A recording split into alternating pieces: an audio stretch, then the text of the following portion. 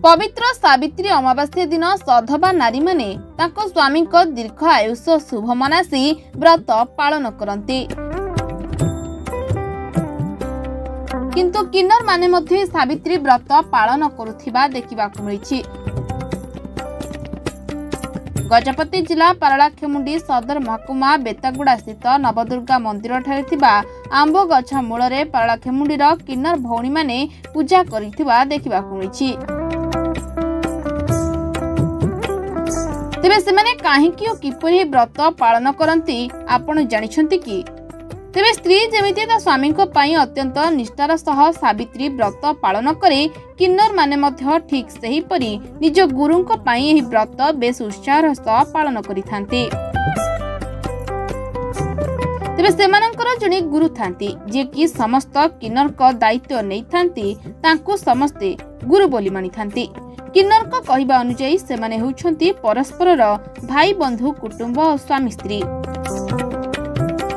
परस्परर मध्यरे सेमानंकर प्रेम बजाय रखिबाकू और परस्परर शुभ मनासी सेमाने सावित्री व्रत पालन करंती। सावित्री अमावास्या जेमिति कि पवित्र नारी माने जेमिति पवित्र से बळे पूजा को मध्य सेतिकी ही पवित्र रे पालन करंती। जेमिति देशर मंगल समाजर मंगल जेमिति स्वामी मानकर मंगल पाई निमंते ए पवित्र पूजाटी पालन करा जाय।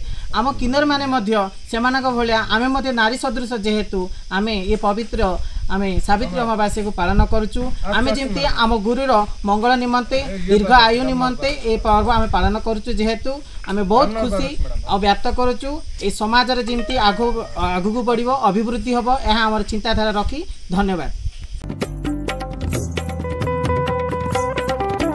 सावित्री दिन साधारण स्त्रीटीए सकाळु उठी नित्यकर्म शेष करी नुआ लुगा पिंधि और श्रृंगार करी सजबाज होइथांते एवं मंदिर को जाई पूजा अर्चना करिथांते।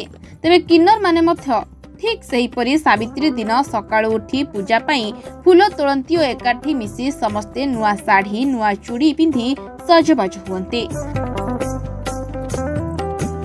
सावित्री दिन सजई होई सेमाने खूब उपभोग करिथांते। या परे सेमाने एकाठी मिसी मंदिर जानती और मंदिर रे जहा प्रसाद मिले ताको खांते। नमस्कार मु मधु।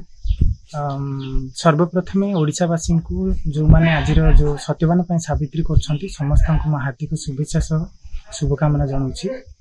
आजिर सावित्री व्रत होछि आमे जेमिति महिला माने निजर स्वामीर दीर्घ कामना करी सावित्री व्रत पालन करिथांती सेमिति आमे किन्नर भौणी माने निजर गुरु को दीर्घ कामना करी एवं जगतर मंगल पाई आमे ये सावित्री व्रत पालन करछु।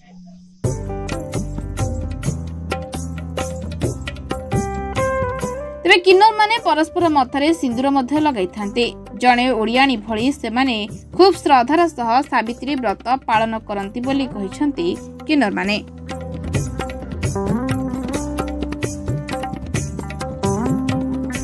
गजपति विवेकानंद बेहेरांक रिपोर्ट महाभारत लाइव।